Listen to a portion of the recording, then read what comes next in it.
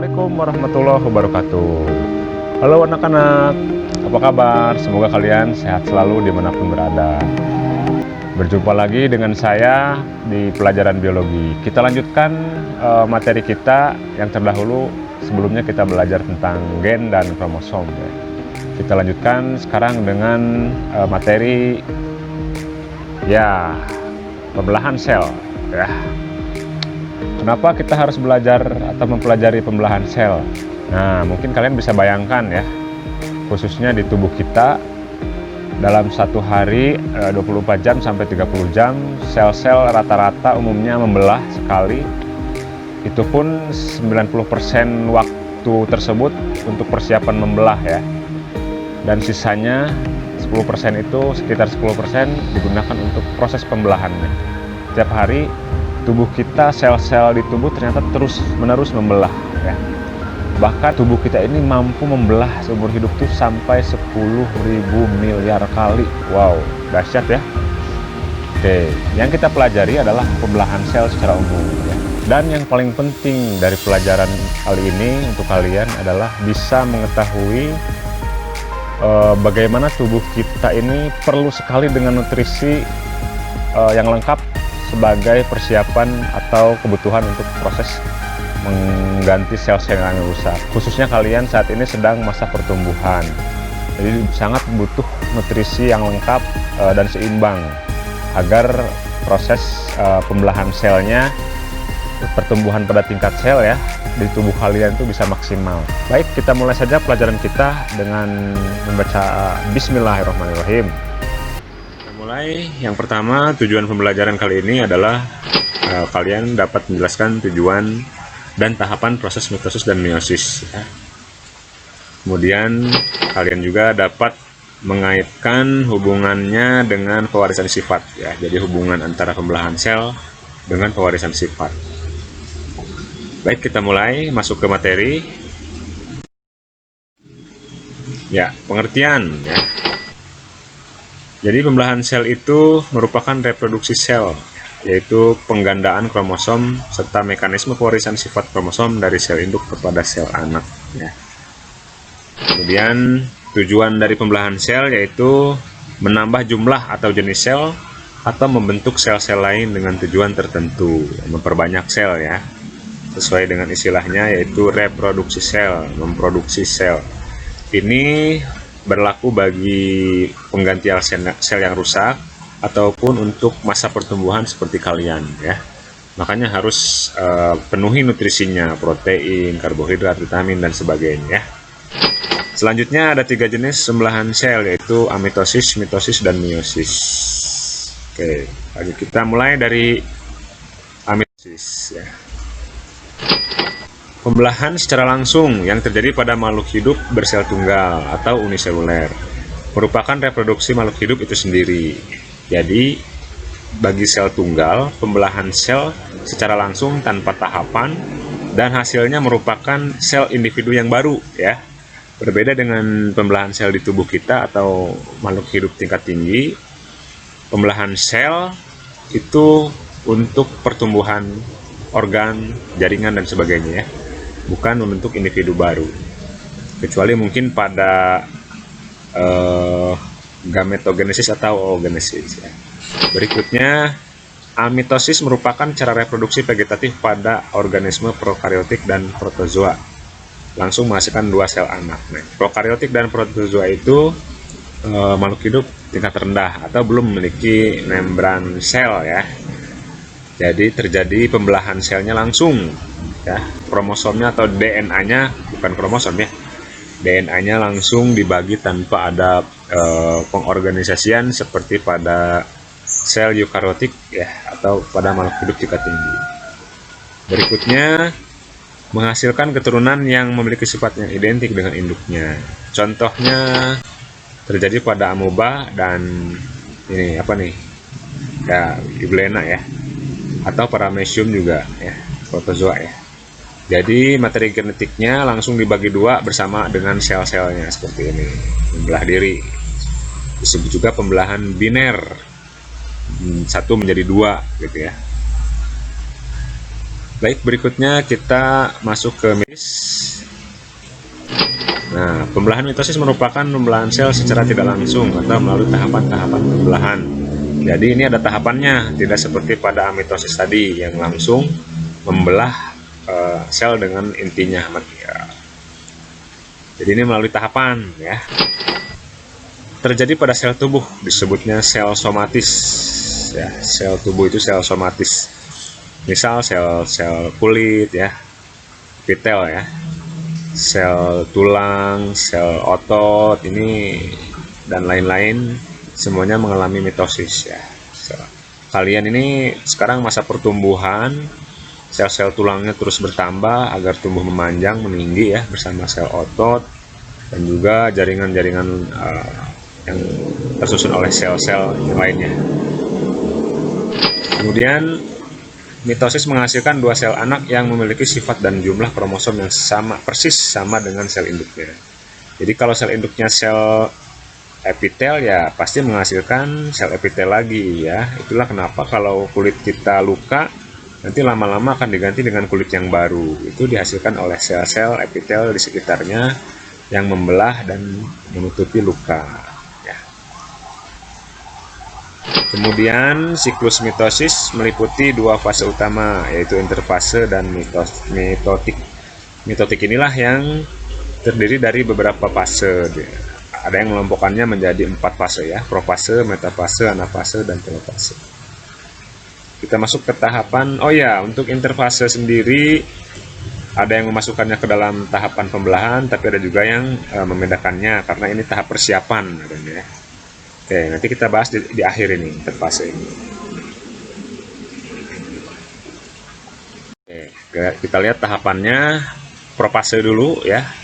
Ini benang-benang kromatinnya mulai memendek dan menebal. Ya, tadinya tidak nampak kromosom seperti ini, dia hanya masih benang-benang kromatin atau DNA ya. Kemudian menebal. Pada tahap profase ini mulai terlihat kromosom. Nah, disebutnya kromatid ya setelah jelas seperti ini. Kemudian tiap kromosom mengadakan replikasi menghasilkan kromatid. Ini tadi ya. Sentriol mulai memisah. Ini sentriol nih. Mulai memisah, tadinya berdekatan. Pada tahap ini memisah menjauh. Ini nanti akan membentuk benang untuk menarik membagi dua kromosom ya. Pada akhir profase ditandai dengan menghilangnya membran inti. Membran inti ini hilang nih, membran inti nih lebur ya, jadi tidak ada pemisah lagi supaya bisa dibagi dua nih materi genetiknya yang ada di kromosom ya. Kemudian yang kedua, metafase ya, yaitu kromosom mulai berjajar di bidang ekuator, di bidang pembelahan di tengah nih ya, siap untuk ditarik ke dua kutub berlawanan, bisa ke atas bawah atau kiri kanan ya. Selanjutnya tahap ini tadi nih, ini benang-benang spindle nih. Ini benang-benang spindle yang menarik kromosom ya. Ini mulai hilang ya. Kemudian terjadi sitokinesis, yaitu pembentukan sekat sehingga sel terbagi dua bagian dengan jumlah kromosom yang sama dengan sel induk. Terbentuklah sel-sel baru, regenerasi ya, atau pertumbuhan ya pada usia seperti kalian. Ini pertumbuhan. Kalau pada usia Bapak mungkin ini tinggal regenerasi saja ya, mengganti-ganti sel-sel yang rusak. Kemudian gambar keseluruhannya ini. Nah, ini gambar keseluruhannya mulai dari persiapan, interfase ya, profase, metafase, anafase. Nah, ini transisinya, kemudian ini telofase. Oke. Kita lanjutkan ke meiosis. Meiosis terjadi pada alat reproduksi pada saat pembentukan gamet ya, atau disebut gametogenesis, yaitu pada oogenesis pada pembentukan sel telur ya, dan spermatogenesis pembentukan sperma pada pria. Yang berikutnya, meiosis menghasilkan sel anak yang memiliki jumlah kromosom setengah dari jumlah kromosom sel induk, simbolnya N. Ya, kalau tadi mitosis 2N sama dengan sel induk. Diploid kalau mitosis, kalau meiosis ini N atau haploid. disebut pembelahan reduksi karena kromosomnya dibagi dua, setengahnya 50%. Kenapa harus 50%? Ya, karena nanti sel gamet ini akan bertemu dengan pasangannya, sel telur dengan sperma akan bertemu, jadi 50-50 ya, 50% jadilah 100% kita. Nah, kita ini 100% gabungan dari 50% gen ayah dan juga 50% gen ibu. Nah, jadi kita ini 100% ya. Kemudian yang ketiga, meiosis terdiri dari dua tahap, yaitu meiosis 1 dan meiosis 2. Jadi pembeda dengan mitosis tadi, tahapan meiosis ini mengalami dua tahap ya, pembelahan. Dan sama tahap istirahat di antara keduanya disebut interfase ya. Kita lihat tahapannya ini: profase, metafase, anafase, telofase. Setelah terbentuk dua sel, dia akan membelah lagi, masing-masing sel ini membelah ya. Seperti ini, profase 2, metafase 2, anafase 2. Untuk profase, metafase, anafase, dan telofase masing-masing ini prosesnya sama dengan pada mitosis. Perbedaannya adalah ini terjadi dua kali. Satu lagi mungkin perbedaannya terjadi reduksi kromosom, tepatnya pada tahap anafase 1 ya. Sehingga setelah dihasilkan anakan pertama, kalau mungkin pada sperma tuh spermatosit sekunder ya, ini diperoleh setengah kromosom ya. Sedangkan sel pada profase 1, metafase 1 masih 2N atau diploid. Setelah dari sini baru terbentuk sel yang haploid. Dan di akhirnya ini karena dua kali membelah dihasilkan 4 sel anakan. Oke, yang berikutnya terakhir ya.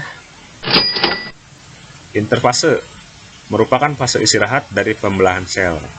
Pada tahap ini sel aktif mempersiapkan pembelahan ya. Membutuhkan waktu paling lama dibandingkan dengan fase pembelahan ya. Kalau misalkan pembelahan sel itu terjadi 30 jam, berarti 27 jam itu fase istirahat, yang 3 jam itu pembelahan. Jadi pembelahannya hanya sebentar, kebanyakan itu istirahatnya ya. Kenapa saat istirahat itu butuh waktu lama? Karena ini ada 3 fase ya. Karena di situ terjadi pertumbuhan. Jadi pembelahannya organel-organel selnya, ukurannya, volumenya mengalami pertumbuhan dan perkembangan. Yang kedua, fase sintesis, jadi membentuk DNA atau duplikasi kromosom ya, menyiapkan kromosom untuk pembelahan selanjutnya. Dan fase pertumbuhan 2, fase G2, merupakan fase di dalamnya terjadi proses sintesis protein. Di sini menjelang pembelahan terjadi sintesis protein sebagai kebutuhan untuk enzim, apalagi organel ya, atau struktur sel yang baru. Ibaratnya bahan baku lah gitu ya. Kalau kita mau membangun rumah kan perlu ngumpulin batanya dulu ya, batu, genteng, pasir, dan sebagainya. Skemanya kurang lebih seperti ini dari siklusnya ya, seperti searah jarum jam. Di sini profase, metafase, anafase, telofase. Pembelahannya di sini. Ya. Sedangkan ini 3 bagian ini merupakan fase persiapan atau interfase ya. Fase istirahat, ada disebut juga fase istirahat ya. Pertumbuhan atau persiapan untuk pembelahan selanjutnya. Baik, itu mudah-mudahan bermanfaat ya. Thank you, semoga bermanfaat. Pelajaran kita kali ini semoga bermanfaat, dan bertemu lagi di video selanjutnya, yaitu kelanjutan dari materi kali ini, yaitu tentang gametogenesis yang terdiri dari spermatogenesis dan oogenesis. Sampai jumpa, assalamualaikum.